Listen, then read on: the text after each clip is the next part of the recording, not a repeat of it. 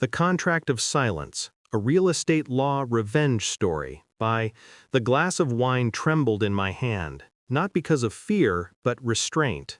The mahogany table stretched endlessly before me, polished so bright I could see my reflection warped in its surface. Candles burned steady.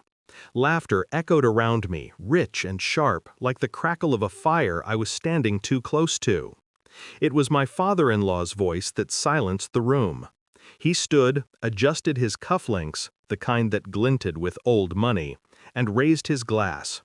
"Tonight," he said, "we celebrate family." I felt every eye shift toward me. My wife, Clara, sat at his right. Her hand rested on the man beside her, my supposed business partner, Ethan. The touch was light, familiar, intimate. I noticed it. I pretended not to. Then her father smiled at me, a slow, deliberate smile. "Dave," he said, "you've been part of this family for a while now." Laughter again, polite, uncomfortable. I smiled back, because that's what you do before they strike. He cleared his throat. "We've been reviewing the company's operations and, well, we've decided to make some changes." My pulse didn't rise. I'd already suspected this was coming. Still, there's a difference between expectation and impact. "We've decided," he continued, "to cut you out of the company's operation. You never quite deserved it." The table broke into muffled laughter. Some tried to hide it. Others didn't bother. Clara looked down at her wine. Ethan grinned. "Your wife's new partner will replace you," her father said. "You should be proud, Dave. You built something worth taking." The laughter rose again. I smiled, took a slow sip of my wine, and quietly stood up. No words, no anger, just silence. The kind that unnerves the guilty more than shouting ever could. I left them there, still laughing, still basking in their cruelty. 2 days later, their empire began to crumble. It didn't start with rage, it started with precision. The night after the dinner, I sat in my office, staring at the framed partnership certificates on the wall. My name, embossed beside Ethan's. Clara's name nowhere to be found, but her father's signature at the bottom of every deal. They thought I'd built my success on their generosity.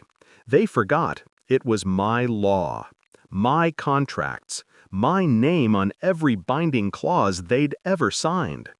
The betrayal wasn't just professional, it was personal, raw, intimate. 3 months earlier, I'd noticed small fractures. Clara's late nights, muted calls, the smell of cologne that wasn't mine. At first, I dismissed it. Marriage dulls into routine, I told myself. People drift, then return. But then came the whispers in the firm, the quiet glances when I entered a room, the way Ethan's car appeared in our driveway when I was still at work. That was the first cut. The second came in the form of a text message. It wasn't meant for me. Same hotel, same room. Don't be late. Sent from Clara's phone. To Ethan. My world didn't collapse that day. It solidified. I replied, "Got it," then deleted the thread. You don't destroy people by screaming. You destroy them by watching, by understanding every move before they make it. That's what I did. Every signature Ethan made, every clause Clara ignored, every deal her father pushed through me, I studied it all like an autopsy. Because that's what it was, the death of trust. And I intended to bury it properly. I began with silence. Silence has weight. It unnerves. It suffocates. Ethan started noticing it first. He'd come into my office with that arrogant smirk, pretending to be my equal. "You all right, Dave? You've been quiet lately." I'd nod, just focused. He'd smile, relieved. He never realized what I was focusing on. I spent nights going through the firm's documents. Hidden partnerships, side contracts Clara's father signed with Ethan, shell companies funneling money through my own real estate projects, all under my legal umbrella, all traceable. The more I found, the calmer I became. Rage is a tool, but precision is a weapon. One night, I drove to the hotel, the same one Clara thought was her secret. I didn't follow her. I didn't confront her. I simply walked to the reception, showed my ID, and requested the security footage from the last month. When you're a lawyer with connections, people don't ask questions. They just comply. I took the footage home, watched in silence as my wife entered room 214 every Thursday at 8:30 p.m. Ethan arrived minutes later. They never stayed long. Betrayal rarely requires time, only opportunity. The next morning, I drafted a file labeled Termination Clause, Personal and Corporate. It wasn't anger that guided my pen, it was clarity. Each document I forged was legal, precise, undeniable. Each one tied them to me, even as they planned to remove me. I wasn't just preparing a case, I was writing their obituary in ink. The proof arrived quietly, like truth often does. A DNA test confirming Ethan's child inside my wife. Financial statements linking him and her father in a money laundering network hidden beneath the firm's real estate deals. Emails, messages, hotel receipts, all leading back to me. Every transaction had my approval, my digital signature, my compliance. They had forged them, but they forgot the first rule of law. Every forgery leaves fingerprints. So I left them, all of it, on the dining table one evening, bound neatly like a legal proposal. Clara found it first. I watched her from across the room, pretending to read. Her fingers trembled as she turned each page. Her face changed, shock, denial, panic. When she finally looked at me, her voice cracked. "What is this, Dave?" I looked up, calm. The truth. She opened her mouth to speak, but couldn't. The color drained from her face. Her father had forged my name on half those documents. Ethan had falsified the rest. And the legal ramifications were fatal.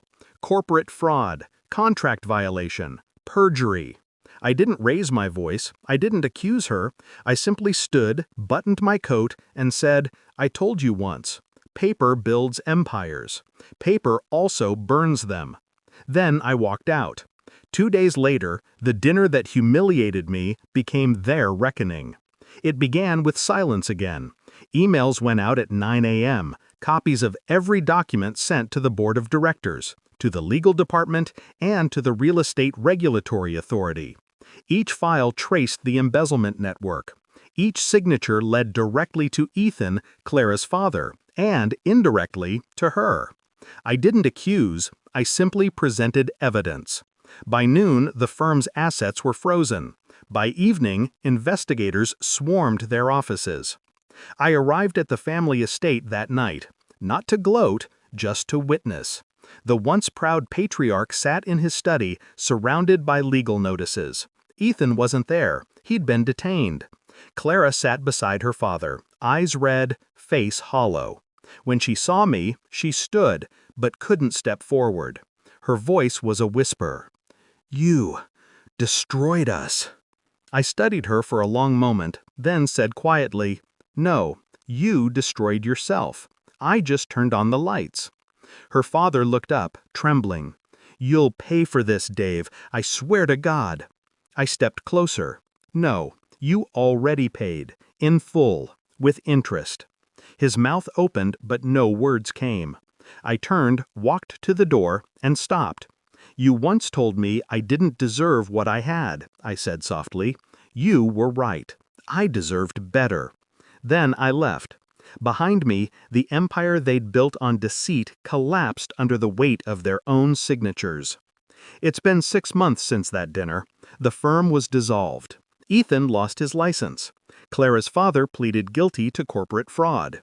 Clara disappeared. Somewhere quiet, I'm told. I didn't ask where.